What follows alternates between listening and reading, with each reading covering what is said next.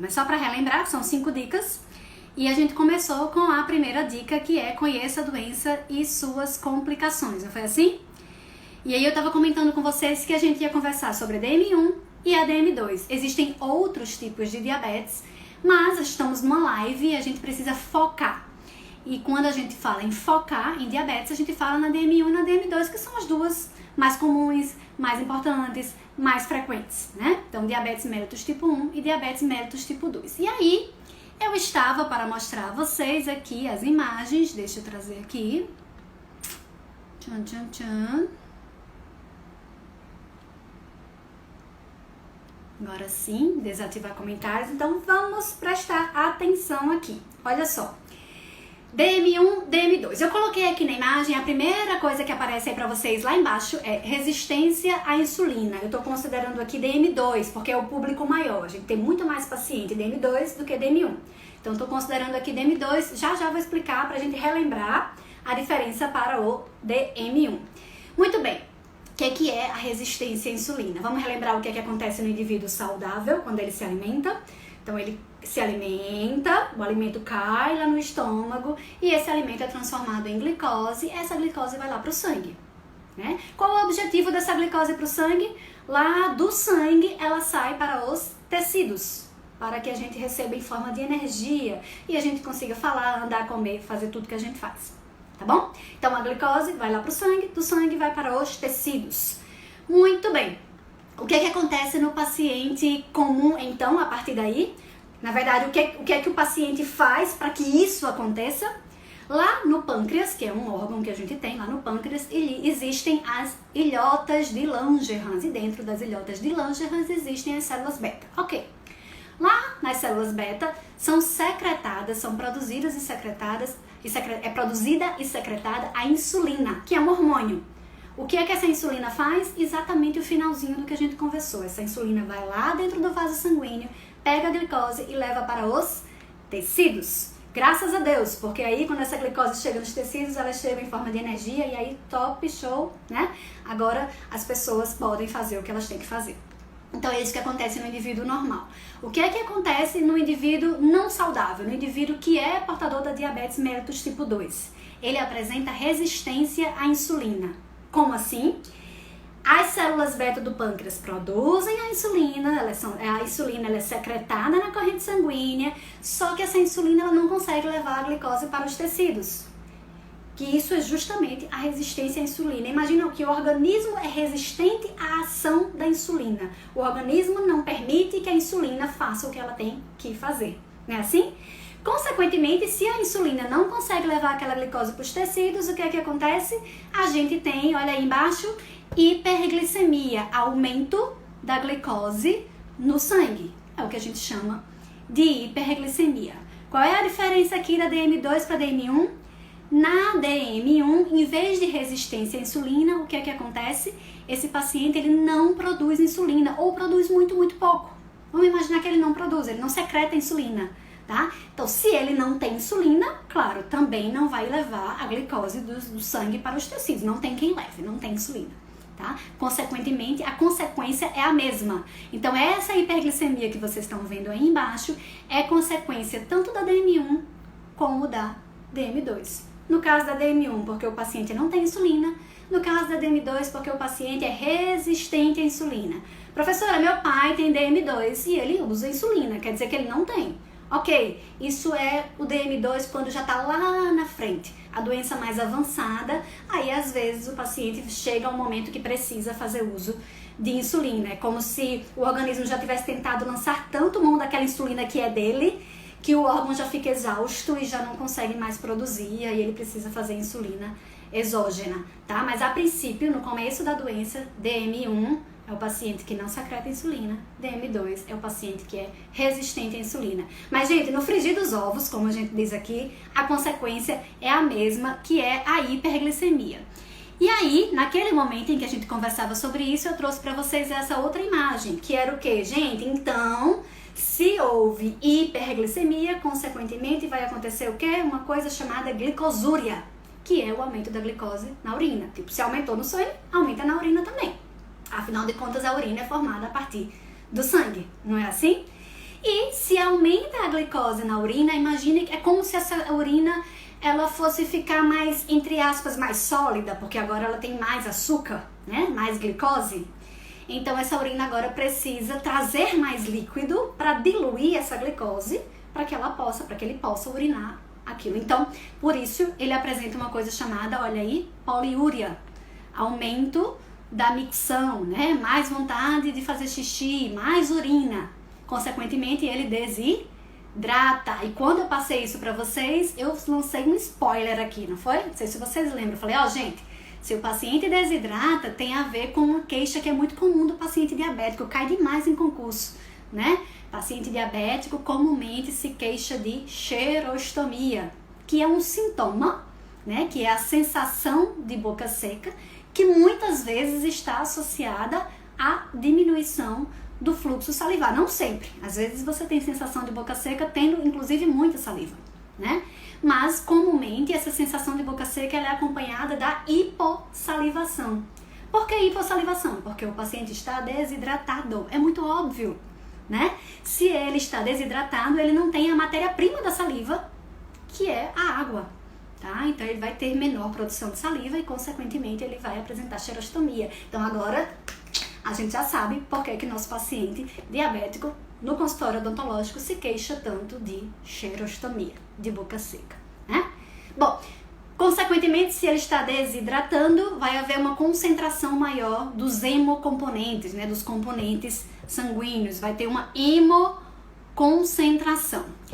E aí, depois dessa imagem, eu mostrei para vocês essa outra imagem, que a gente vai falar muito sobre ela no finalzinho da live, que a gente falou assim, olha, essa hiperglicemia frequente e em algum momento um pouquinho mais alta pode levar a um quadro de cetonúria. Como assim? O que é a cetonúria? Vamos relembrar. Os tecidos não estão recebendo glicose. O que é que o indivíduo pensa, o corpo do indivíduo pensa? Nossa, esse indivíduo não está comendo. Se a glicose não está chegando nos tecidos em forma de energia, deve ser porque a glicose não está sendo, né, o paciente não está se alimentando. É isso que ele pensa. Então ele fala assim, nossa, então eu vou pegar a glicose de outro lugar. Vou formar a glicose aqui e vou dar meus pulos. Então ele vai lá no tecido adiposo do paciente, né? E aí começa a formação, a neoglicogênese, né? A formação de glicose ali. Para tentar, na tentativa de suprir o problema, de resolver o problema. Se não tem glicose, se a glicose não está chegando nos tecidos, então eu vou neoformar glicose. Só que mal sabe ele que a glicose está lá. Ela apenas não está indo para os tecidos, mas ela está lá no sangue. Então ele só está piorando a situação, né? E nessa hora que acontece a neoglicogênese, tá havendo também a formação de corpos cetônicos, que a gente fala tanto na diabetes. Olha aí a odontologia entrando de novo, né? Com o odor cetônico característico. Quando o paciente fala, a gente sente aquele cheiro de quê?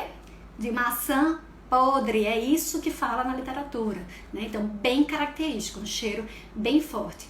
Professora, isso sempre vai acontecer? Não. Isso vai acontecer quando o paciente estiver apresentando uma glicemia muito alta, e não é sempre, tá? Especialmente nos tipos 2, não é comum. Tem paciente que está 500, 600 de glicemia e não vai fazer isso. Não vai fazer esse quadro que a gente chama de cetoacidose diabética. E tem paciente, o tipo 1, por exemplo, ele já faz, às vezes, com 250, 300, ele já faz a cetoacidose. Então, mas isso não é uma evolução natural, não é necessariamente isso vai acontecer, não. Até porque aqui já é um quadro de urgência, já precisa de atendimento médico especializado, tá? E pra gente entender essa sequência de sinais e sintomas, aí eu vou trazer aqui o finalzinho, que traz a polidipsia e a polifagia. Quando a gente fala em paciente diabético, é o paciente que tem muita fome, paciente que tem muita sede e que urina bastante. A gente já sabe por que ele urina bastante, tem a ver com a hiperglicemia e, consequentemente, com a glicosúria. Muita glicose no sangue, muita glicose na urina, então acaba desidratando, né? Aí o paciente urina bastante. Consequentemente, se ele urina bastante, ele vai ter muita sede, né? E por que a fome, hein, gente? Mesmo raciocínio que a gente falou anteriormente. A glicose não está chegando nos tecidos, ela não está saindo do sangue para os tecidos. O que é que o tecido entende? Esse cara não está comendo. Ele é aquela sensação de jejum, né? A glicose não está chegando nos tecidos, está faltando energia, então vou aqui dar um start na sensação de fome. E a pessoa fica com fome e vai comer. né? Então é isso que acontece. Isso acontece tanto na DM1 como na DM2 e é fundamental que nós, cirurgiões dentistas, entendamos, né? Tá certo. Tudo isso daí, tá? Deixa eu tirar aqui parar de compartilhar e trazer vocês de volta para cá, né? Então é fundamental que a gente entenda, pronto, para facilitar, é fundamental que a gente entenda muito bem essa diferença, tá? De novo, gente, uma coisa que eu friso muito, nós não somos médicos, muito menos médicos endocrinologistas, nós não fazemos diagnóstico, nós não fazemos controle do paciente, né? Não é nossa função. Mas a gente atende o paciente que tem aquela patologia, a gente precisa entender a fisiopatologia da doença, como é que ela acontece, e olha como as coisas vão ficando óbvias, né? Agora a gente já sabe o porquê da xerostomia, agora a gente já entende essa questão do odor cetônico, porque é que acontece, né? Dos corpos cetônicos, tá? Então parece que as coisas vão ficando mais claras, tá? Então esse é o primeiro ponto, essa é a primeira dica, conhecer as doenças e suas complicações. Vamos ao resuminho. DM1 começa com insulina não secretada, um paciente que não secreta insulina. Não secreta insulina, acontece a hiperglicemia. Por quê? Porque a insulina deveria ir lá na glicose que está no sangue e levar ela para os tecidos. Mas a insulina não está ali, hiperglicemia. Hiperglicemia, glicosúria. Então aumenta também a glicose na urina. Consequentemente, o paciente desidrata para que ele possa eliminar aquela glicose pela urina, né? E aí ele faz o quê?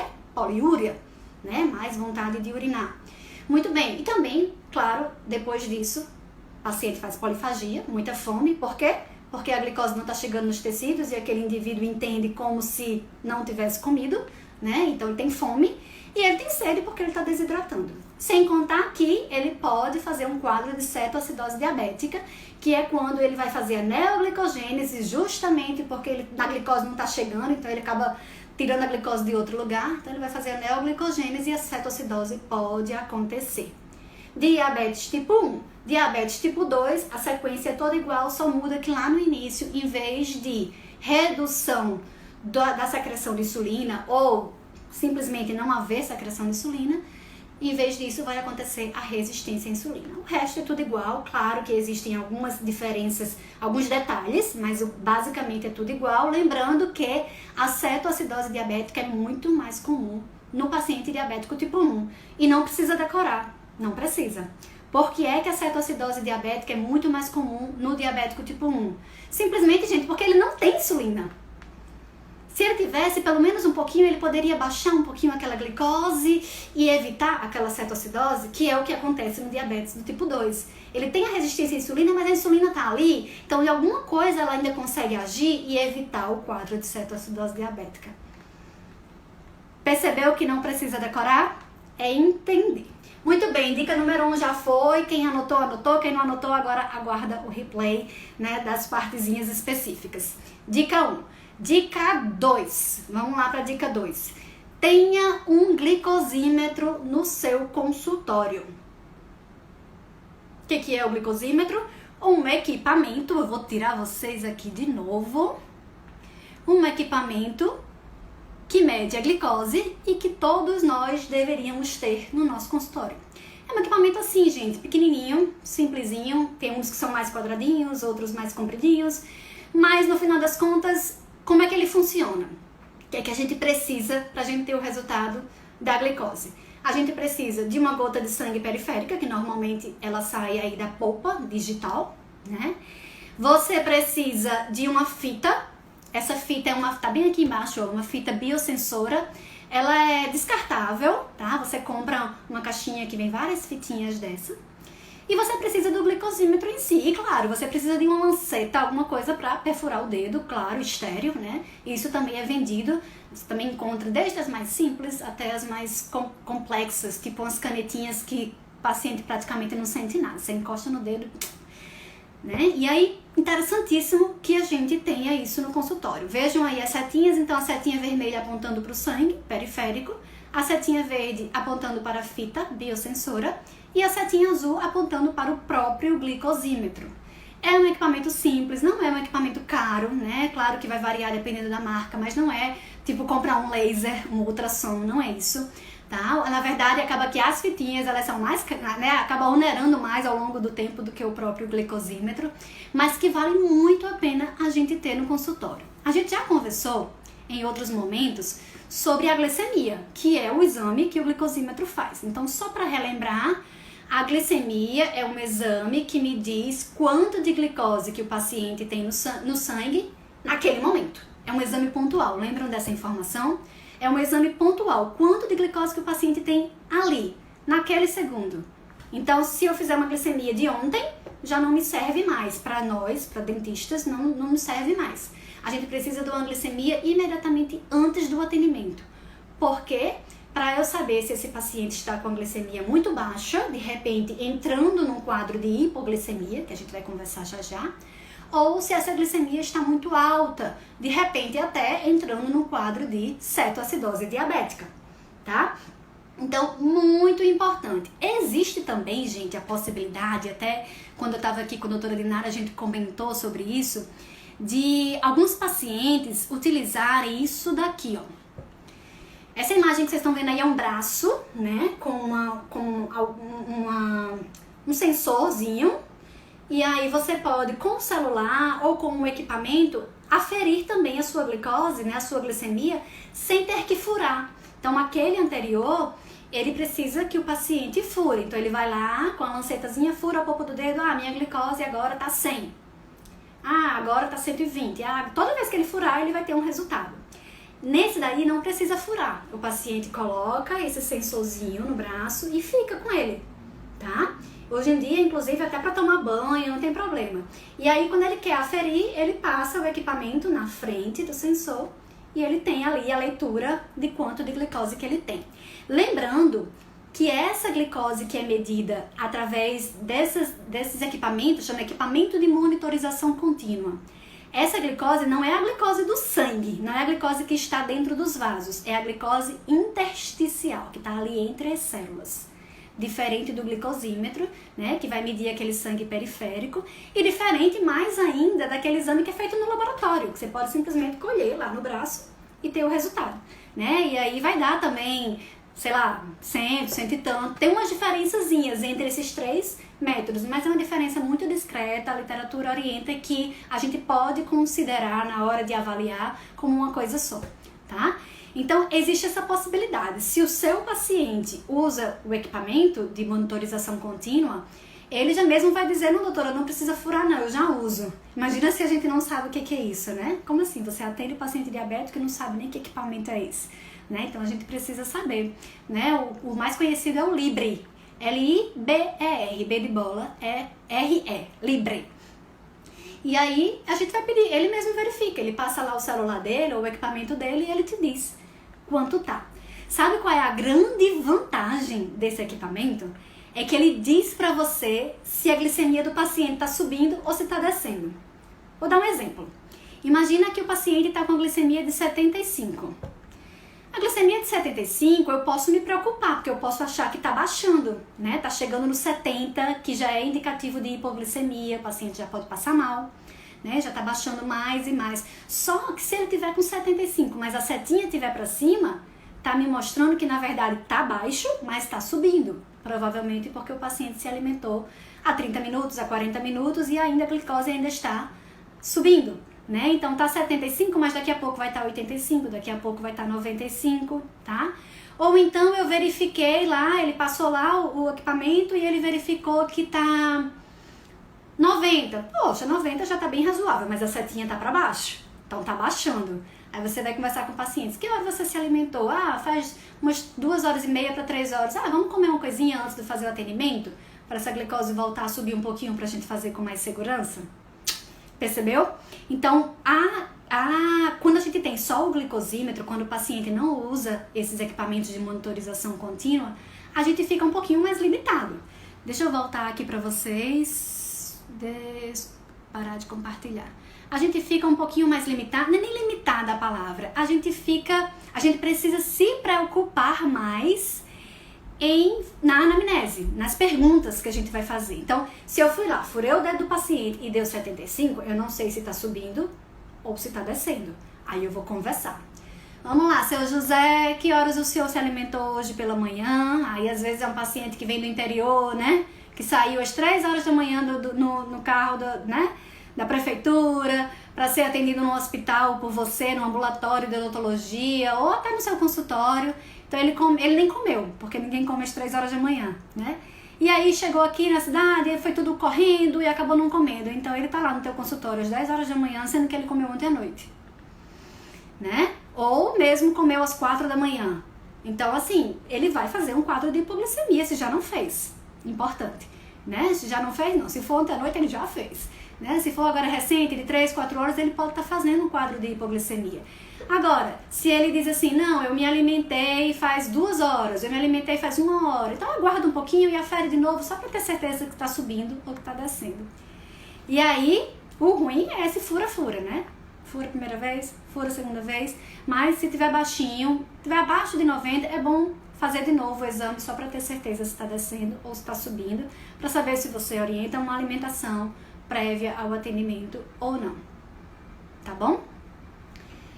Muito bem. Então, resuminho da dica 2. A dica 2 foi: tenha um glicosímetro no consultório. Não dá pra gente ter um equipamento de monitorização contínua, porque o equipamento de monitorização contínua é individual, né? Então, cada paciente vai ter o seu. Mas a dica é: tenha um glicosímetro. Pelo amor de Deus, não fique sem nada, tá? Se você receber um paciente diabético, como que você vai saber como que tá a glicemia dele? Aí você vai fazer o atendimento tendo risco, né, daquele paciente apresentar uma hipoglicemia importante, né, e o paciente entrar em coma ali na tua sala, tá? Então a gente precisa se preocupar com isso, a gente precisa ter o glicosímetro. Resumão do resumão, dica 2, preciso ter um glicosímetro para principalmente evitar um quadro de hipoglicemia no meu consultório, mas também pensando no risco de cetoacidose diabética que acontece nos quadros de hiperglicemia, tá? Especialmente no diabetes tipo 1. Então, se você faz domiciliar, se você faz consultório, no hospital não há uma necessidade tão grande, porque lá eles têm, mas você pode ter também o seu. Mas se você é dentista e faz atendimento a paciente diabético, você precisa ter um glicosímetro. E existem, assim, para todos os bolsos, né, várias marcas diferentes. O manuseio é muito simples, então fica aí essa dica para fazer. A Renata está perguntando aqui quanto tempo esperar para repetir o exame quando o resultado é baixo, hipo. Se você esperar uns 15 minutinhos, você já pode fazer de novo, tá? Se já tá baixo, se tá 120, acima de 90, 100, você só questiona o paciente. Quanto tempo você comeu? Ah, comi faz 1 hora, tranquilo, tá? Agora, é muito importante, gente, já que a gente tá falando sobre isso, fazer procedimentos rápidos.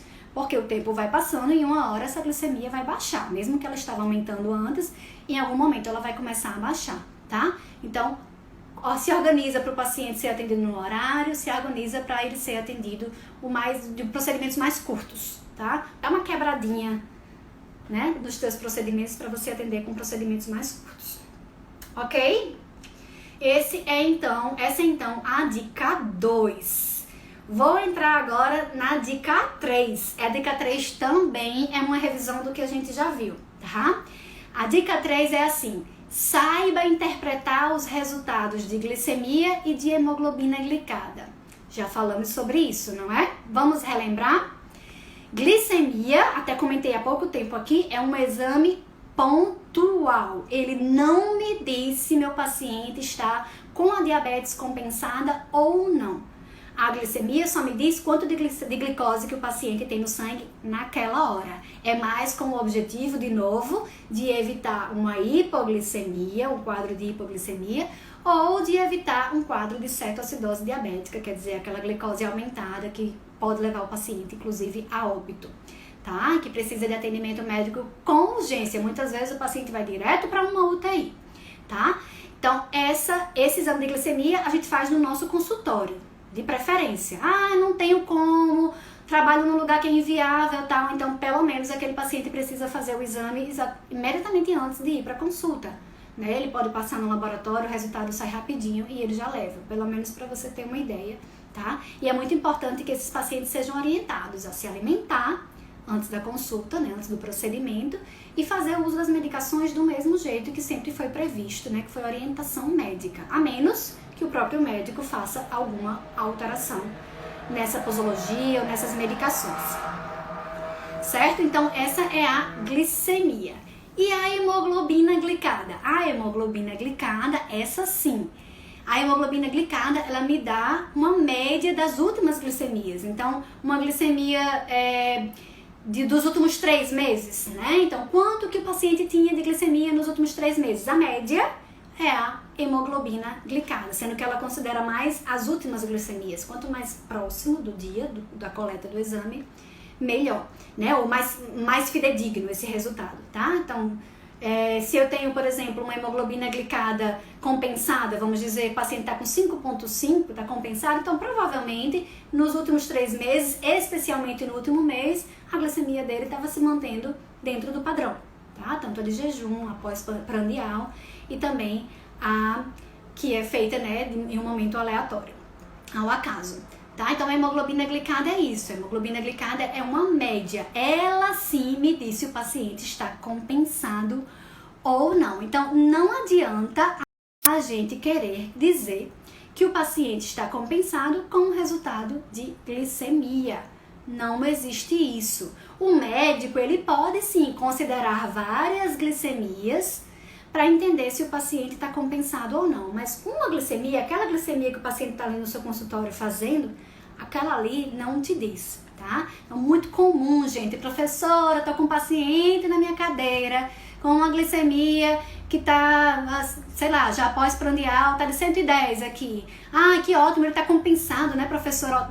Não sei se ele está compensado. É provável que ele esteja. Se ele está com a glicemia de 110 hoje, eu posso supor que ontem também estava nessa média, que antes de ontem também estava nessa média, mas é só uma suposição. Eu não tenho certeza, tá? Que inclusive tem paciente que engana, né? Lembram da historinha do paciente que dá uma enrolada na gente, né? Então a hemoglobina glicada dele tá nas alturas, só que ele sabe que vai ser atendido por você, aí se cuida nos últimos 2, 3 dias e quando ele chega lá a glicemia dele tá ótima.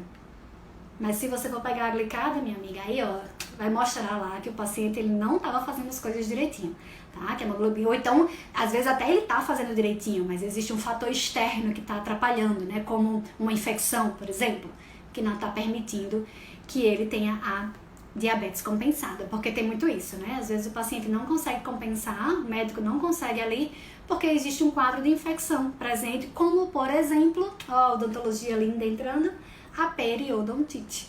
Por isso que às vezes a gente precisa tratar a periodontite para que o paciente consiga apresentar uma glicemia, né, ou uma hemoglobina glicada depois de uns dias, depois de uns meses, melhor, tá? Então essa é a hemoglobina glicada. Então a gente precisa saber interpretar, porque às vezes a gente sabe solicitar, tá lá bonitinho, solicita, quando o paciente vem, a gente não sabe interpretar, tá bom? Então essa é a terceira dica, não vamos esquecer. Precisamos saber interpretar, entender o que é a glicemia, para que serve, para que ela me serve, e entender o que é a hemoglobina glicada e entender para que ela me serve.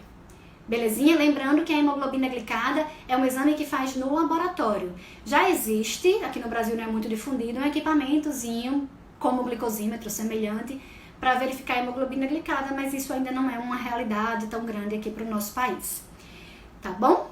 Mas vamos falar de glicemia, né? Porque aí a gente entra agora na quarta dica. A quarta dica tem tudo a ver com a glicemia que a gente falou agora. Olha só, a quarta dica diz assim, anotou a terceira? Esquece não, tá? A terceira foi assim, ó. Saiba interpretar os resultados de glicemia e hemoglobina glicada. Quer que eu resuma? Vamos resumir rapidinho?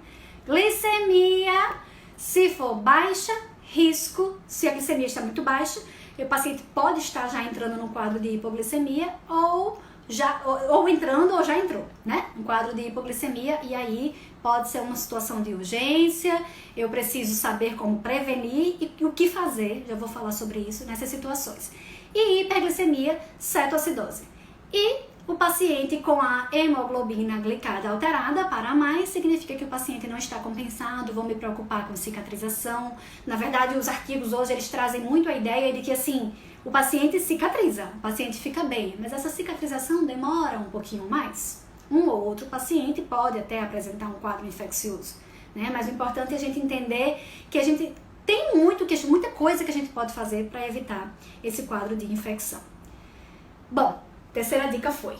Quarta dica, aí agora a gente vai falar de glicemia especificamente, tá? Olha só, a Andrea perguntando aqui, tem um paciente que tem 160 de glicemia, o que fazer? Primeiro, essa glicemia tem que ser dali, do momento, tá?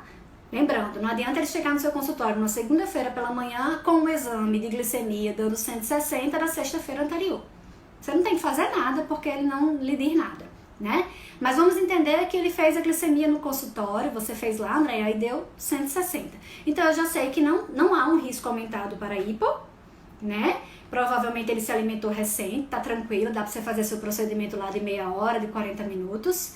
E também não está aumentada o suficiente para eu pensar num quadro de cetoacidose diabética. Então, em relação à glicemia, eu devo trabalhar com uma certa tranquilidade, acompanhando o paciente, observando sempre, tá? Agora, eu vou ter que saber também a hemoglobina glicada dele, especialmente se eu for fazer procedimentos cruentos, né? Que exigem uma cicatrização, que exigem, né, um cuidado maior. Ok? Muito bem. E aí, agora a gente entra na dica 4 finalmente. A dica 4 a gente vai falar mais da glicemia. Na dica 3 a gente falou de glicemia e hemoglobina glicada. E eu citei na glicemia o risco de hipo e o risco de hiper, né? Hipoglicemia e hiper, que seria a cetoacidose diabética. Mas agora a gente vai falar sobre a dica 4, que é exatamente como agir diante dos resultados alterados de glicemia, né? Então, que é justamente o que você perguntou, Andréia, só que agora considerando resultados alterados. Vamos imaginar que o paciente chegou no meu consultório com 60 de glicemia. E aí, o que é que eu devo fazer? Então, eu vou trazer para vocês aqui uma imagem que eu acho que vai ajudar vocês a entender, que é essa daqui. Tchau, pessoal. Pronto. É essa daí, né? Que são a classificação, que é a classificação da hipoglicemia. Então, a hipoglicemia ela é considerada baixa, né, ou a glicemia baixa, quando eu tenho de 54 a 70 de glicose, miligramas por decilitro. Severamente baixo, quando eu tenho menos de 54 miligramas por decilitro. E quando eu tenho comprometimento cognitivo, independente de quanto está a glicose, mas o paciente tá com comprometimento cognitivo. O que é isso? Ele não tá captando mais o que tá acontecendo, ele não fala mais com você coisa com coisa, né? Ele deu uma mexida ali com ele. Independente de quanto deu o valor, então esse daí a gente já chega aí no 3, né? Veja, 1, 2, 3. Então vamos pensar nessas 3 situações. Primeiro, o baixo, né? O paciente tá com uma glicemia de 54 a 70 miligramas por decilitro, né? Então, a primeira coisa que eu tenho que pensar e perguntar para o paciente: que horas você comeu? Quanto tempo faz que você comeu? Se lembre, pode ser que ele tenha comido faz 10 minutos. Então, certamente, essa glicemia vai subir. Aí você aguarda aqueles 10, 15 minutinhos, Renata, que você perguntou, e você vai lá e mede novamente, tá? Agora, não, eu comi faz muito tempo, eu comi uma besteirinha, uma coisa que não faz efeito nenhum, né? Uma balinha, um negócio, mas há 2 horas atrás, tal. Opa, então peraí, vamos aguardar aqui 5 minutinhos, vou aferir de novo. Se estiver baixando, ou se já estiver muito baixa, né? Tá 70, tá 60, se tiver 60, já faz alguma coisa, nem espera para medir de novo, já faz alguma coisa, tá?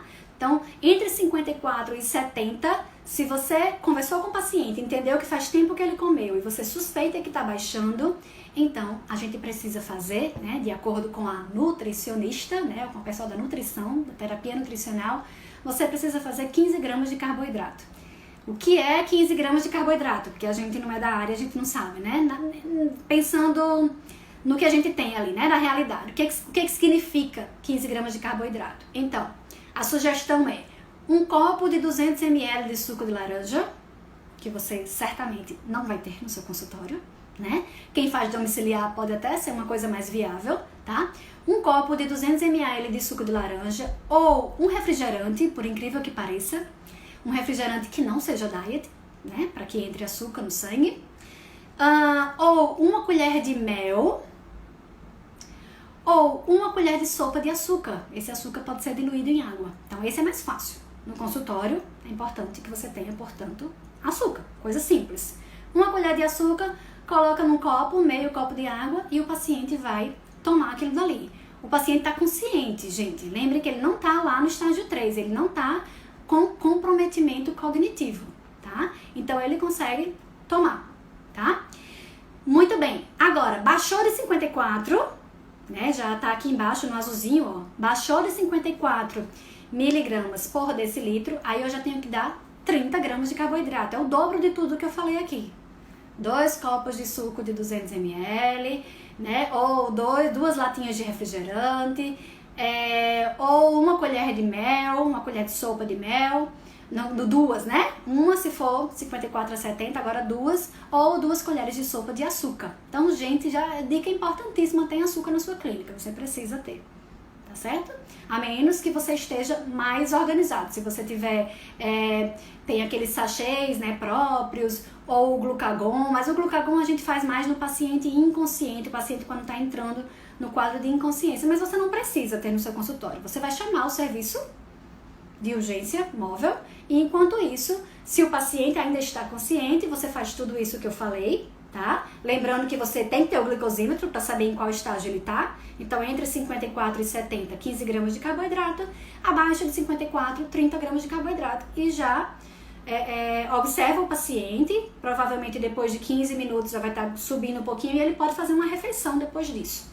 Tá certo? Se o paciente entrou no estágio de inconsciência ou se ele não está conseguindo deglutir, atenção, se o paciente não está conseguindo mais deglutir, você não pode dar pra ele suco de laranja, refrigerante, não sei o que lá, não sei o que lá, tá? O máximo que você pode fazer, e assim, já chamando o serviço, é passar açúcar na mucosa jugal, tá? Então vai lá na mucosa do paciente e esfrega açúcar. Um lugar muito legal para esfregar açúcar é assoalho de boca, só que o paciente tá inconsciente, então você pode estar lá com o teu dedo e ele pegar o dedo, né? Então você pode sim, mas assim, já chamando o serviço. Esse paciente precisa de atendimento urgente, tá certo? O mais importante, gente, aqui não é tratar. Aliás, tratar é importantíssimo, mas eu queria chamar a atenção para a prevenção, tá? A gente, enquanto profissional da saúde, tem que saber prevenir. Então, como é que a gente previne? Exatamente como a gente falou até agora. O paciente chegou, eu faço a glicemia dele, identifico se ela está descendo ou se ela está subindo. Se eu acho que ela está descendo ou se eu identifiquei que ela está descendo, já oriento o paciente a se alimentar, né? Come alguma coisa para que o atendimento seja mais tranquilo, para que eu tenha mais tempo, inclusive, para tratar na cadeira, porque senão eu vou fazer correndo com medo dele entrar num quadro de hipoglicemia ali. Não faz sentido, né? Então, orienta o paciente a comer alguma coisa, volta para a sala e aí sim faz o atendimento. Essa é a melhor forma de prevenção. Antes, na consulta anterior, já orienta ele, come antes de vir. Come, sabe, a última coisa que você vai fazer em casa antes de vir para o consultório é comer. Faz uma refeição direitinho, tá? Toma a medicação que o médico passou direitinho no horário previsto e vem para o consultório. Vai dar tudo certo. E também, claro, você, cirurgião dentista, procura atender esse paciente no horário, né? Tá certo? Assim, porque se ele ficar esperando 1 hora lá na sala de espera, né? Aí depois você demora pra chamar, chamou, aí fica lá dentro, mais tempo, quando termina ainda fica ali esperando. Vai aumentando a chance de ele fazer uma hipoglicemia. A insulina, Raquel, ela vai baixar mais ainda a glicose, né? O papel da insulina, ela perguntando aqui, se a gente não tem nada disso, mas o paciente está com insulina, ele não deve fazer insulina nesse momento. Porque a insulina, ela vai justamente piorar a situação. Ela vai tirar mais ainda a glicose do sangue. Então a glicemia dele vai baixar mais ainda, ele vai tender mais ainda a entrar no quadro de hipoglicemia.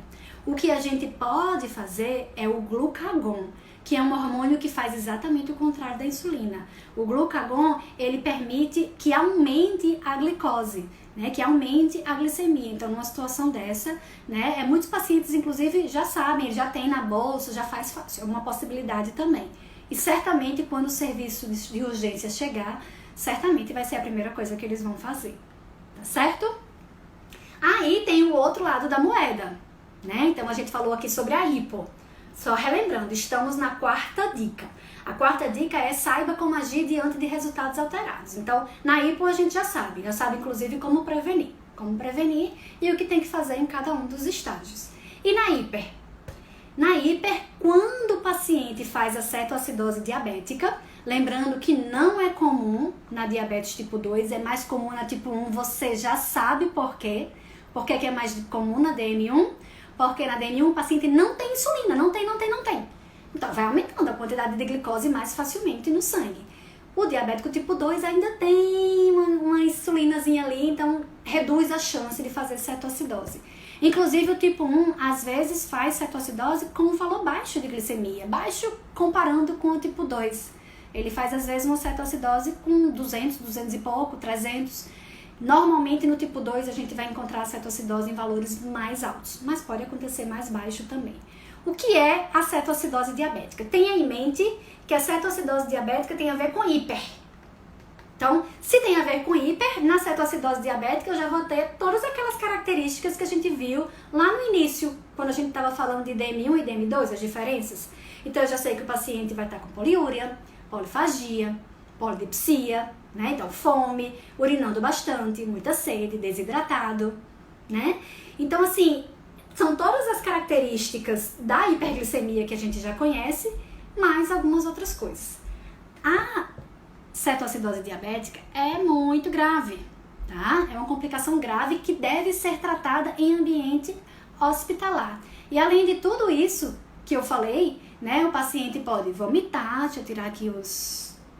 O paciente pode vomitar, o paciente vai estar desidratado, você já sabe por quê, né?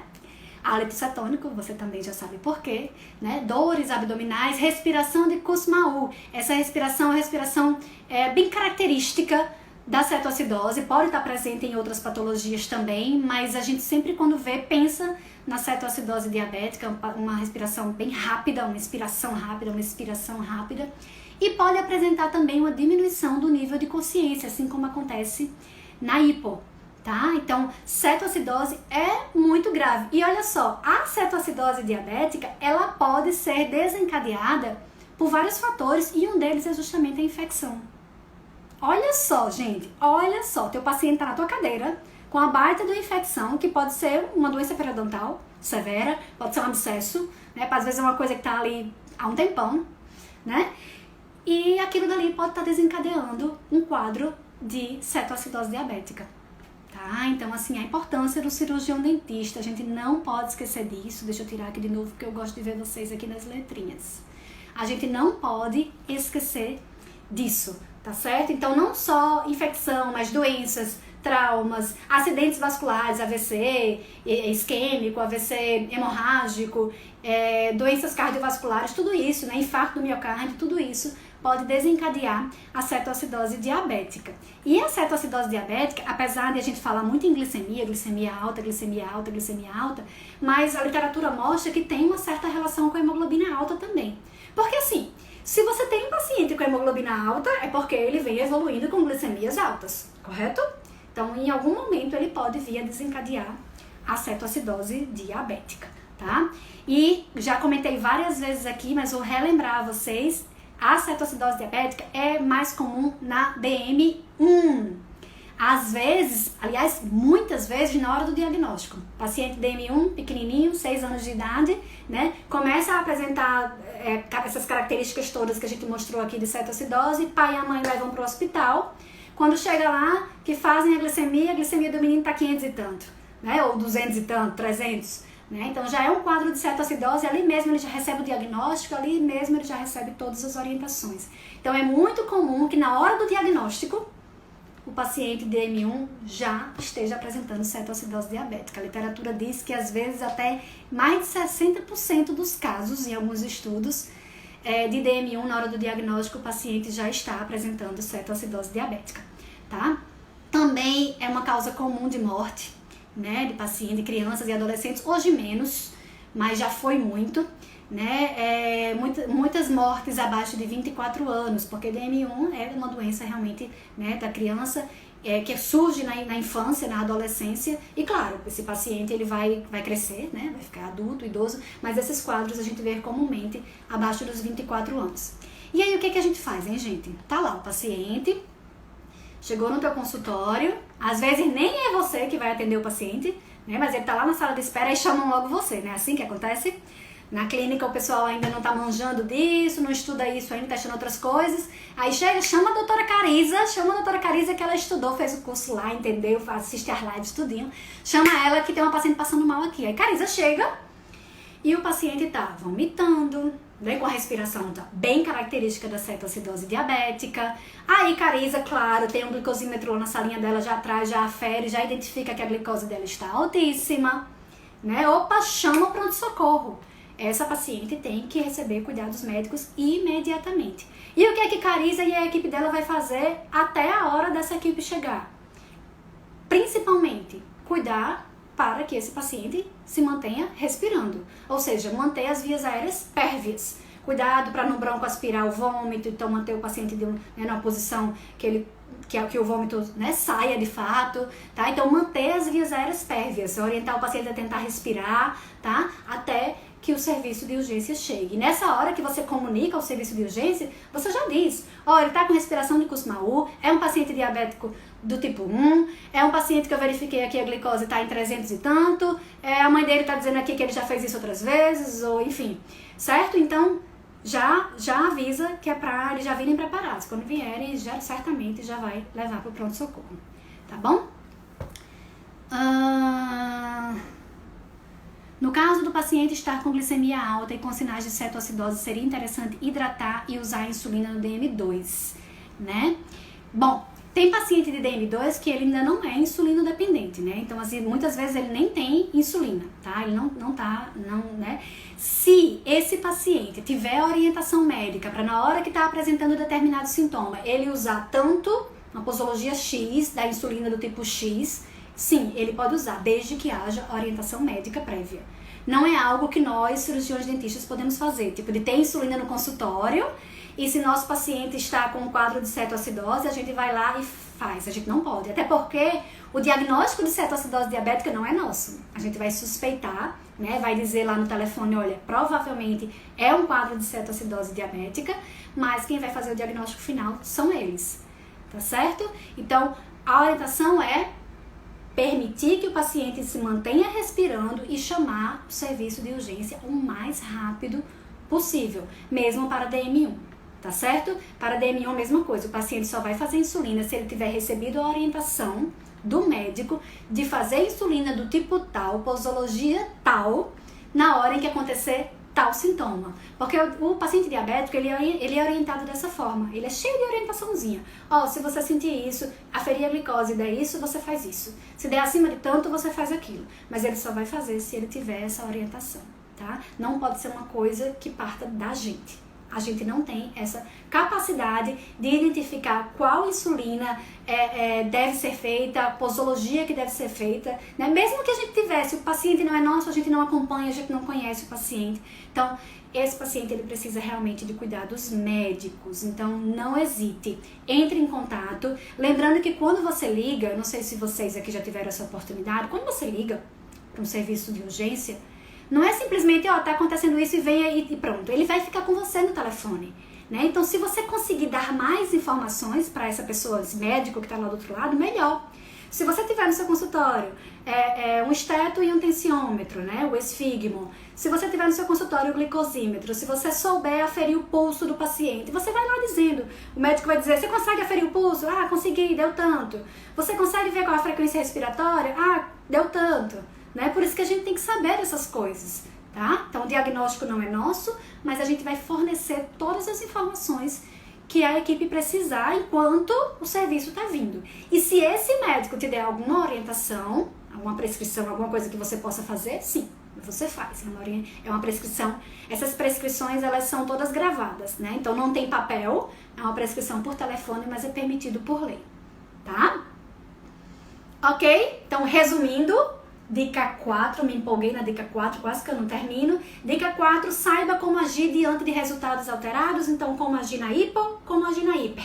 A gente já sabe, na hipo, se o paciente tiver entre 54 e 70 miligramas por decilitro, a gente vai administrar 15 gramas de carboidrato, né? Que pode ser lá a latinha de refrigerante não diet, o suco de laranja. A gente pode oferecer para o paciente uma colher de mel ou a gente pode oferecer uma colher de açúcar que pode ser diluída em água. O paciente ainda está vigio, está conversando, então ele consegue deglutir e ele vai fazer isso. Depois de uns 15 minutos a glicemia dele já vai ter subido, ele pode fazer uma alimentação, né, uma refeição completa, tá certo? O abaixo de 54, em vez de 15 gramas eu vou dar 30 gramas, então é o dobro de tudo. Então a gente realmente... O suco de laranja vai ser difícil ter no consultório, o refrigerante podemos até ter, mas o açúcar é mais fácil, né? Então observa, subiu um pouquinho, agora o paciente vai se alimentar normalmente, fazer uma refeição. E terceira situação, paciente inconsciente. Esse paciente, o que a gente pode fazer enquanto o serviço já está chegando é fazer o esfregaço, né? Esfregar o açúcar na mucosa jugal, mas é algo que assim... Enquanto realmente, não pode ficar só nisso, é enquanto realmente o serviço está chegando, porque ele precisa de atendimento médico o mais rápido possível, tá? E na hiper, identifiquei que meu paciente provavelmente está entrando no quadro de cetoacidose diabética. Como é que eu sei? Verifiquei lá no glicosímetro que a glicose está alta, o paciente está vomitando, o paciente está com um hálito cetônico bem característico, e a gente é a melhor pessoa para identificar isso, né? Paciente com respiração de Kussmaul, né? Então fica a dica aí para vocês darem uma olhadinha no YouTube, a gente consegue ver bem direitinho essa respiração, tá? Então, suspeitei, entrei em contato, serviço de urgência vem e eu vou conversando com o médico enquanto o serviço chega e provavelmente esse paciente já inconsciente, provavelmente não, ele vai para o hospital. É possível, inclusive, que ele vá direto para uma UTI, tá certo? Lembrando que essa cetoacidose pode ser desencadeada por infecções, traumas, doenças, né, AVCs, IAM, que é o infarto agudo do miocárdio. Então tem várias condições que podem favorecer o quadro de hiper e a cetoacidose. Ok? Bom, falta a quinta dica, né, gente? E já passei de 1 hora aqui, mas vamos lá que o Instagram tá me deixando. Quinta dica. Quinta dica é muito simples. Essa eu não vou demorar. É só assim, é um recadinho final. Trabalhe de forma interprofissional. Não tenha vergonha, né? Eu digo isso porque muita gente é professora, eu tenho que conversar com um médico, mas, tipo assim, eu vou demonstrar pra ele que eu não sei tal coisa. Você sabe muita coisa. Se lembre, você não é médico, você não tem que entender tudo da diabetes. Você tem que entender o basicão que vai te ajudar lá no manejo, tá? E o basicão que vai te ajudar na discussão, na conversa, tá? Mas trabalhe de forma interprofissional. Liga para o médico. Hoje mesmo eu discuti um caso, né? Mandei uma mensagem à tarde, estou precisando discutir um caso sobre um paciente, pode ser por aqui? Pode, vamos lá, e discutiu, né?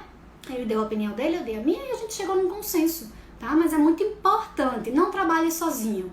A gente precisa do apoio da equipe, tá bom? Então essa era a quinta dica que eu queria trazer para vocês. Dica de ouro, né, Carisa? Verdade. Alguém comentou aqui também. Ótima dica, né? Ótima dica. Carla, top. A quinta dica. Talvez a mais importante de todas, né? A gente precisa trabalhar. É que assim, eu vejo muito algumas pessoas com pensamento, não, eu resolvo tudo, né? Eu sou a dona do nariz, eu posso, Sim, eu sei muito, né? Eu posso muito, mas eu não sou sozinha, né? Eu sou da saúde, como todos os outros, e eu preciso saber o que está acontecendo ali, porque aquilo vai me ajudar no manejo aqui. Não tenho o menor problema com isso, pelo contrário, eu acho muito legal quem para, pensa, entra em contato e discute o caso, tá bom?